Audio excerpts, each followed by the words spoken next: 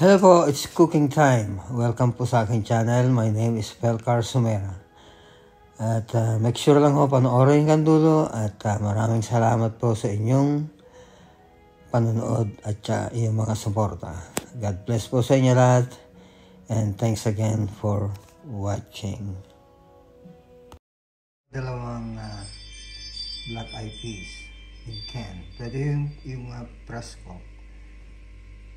Kaso matagal pong mabot yun. Pero it's your choice po ninyo kung anong gusto niyo. Tapos po meron po tayong saluyot. Jute leaves po ito. Mga 1 bundle lang. Okay na.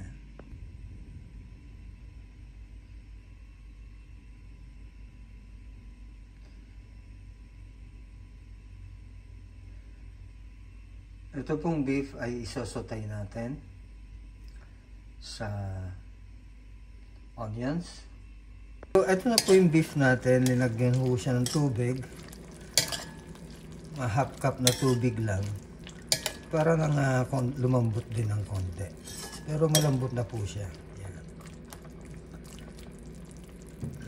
Tapos po, tatakpan ulit natin hanggang mawala yung juice. So, ayan na po. Wala na po yung tubig.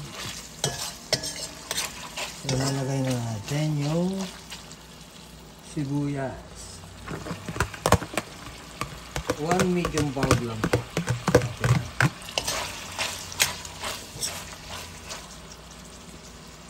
Tapos po, 1 and a half tablespoon na patis. Kung wala akong patis, pwede yung 1 teaspoon salt.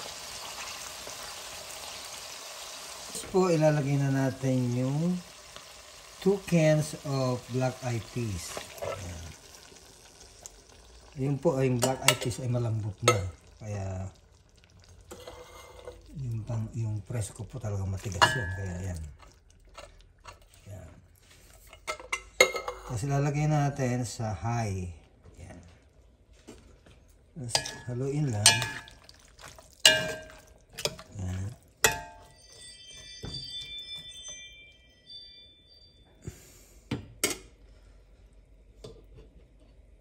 Tapos po takpan muna natin. Bago lagyan natin ng 1 cup na tubig. Tapos po lalagyan na natin ng tubig. Bali 1 cup.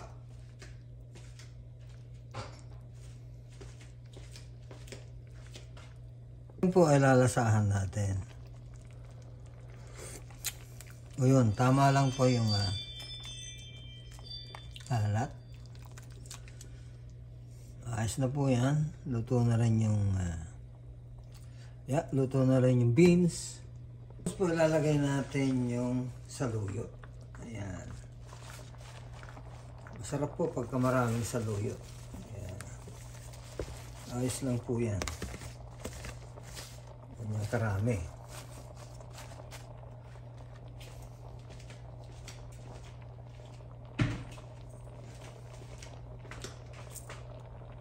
Po, i-mix lang natin. Yan. Hanggang maluto yung mag-caramelize yung saluyot.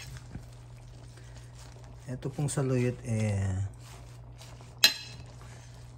ang origin po na ito ay sa Egypt. Ito po yung ginagamit nila according to Google.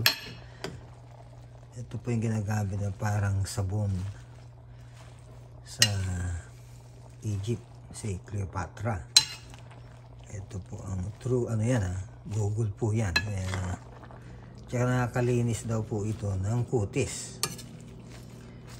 Kaya mula noon nandun na yung mga saluyot na ang inuulam lagi. Masarap naman po ang saluyot. Ito po ang talagang gusto po ito ng mga Ilocano. Saluyot. At ngayon po ay tatakpan muna natin. Yan.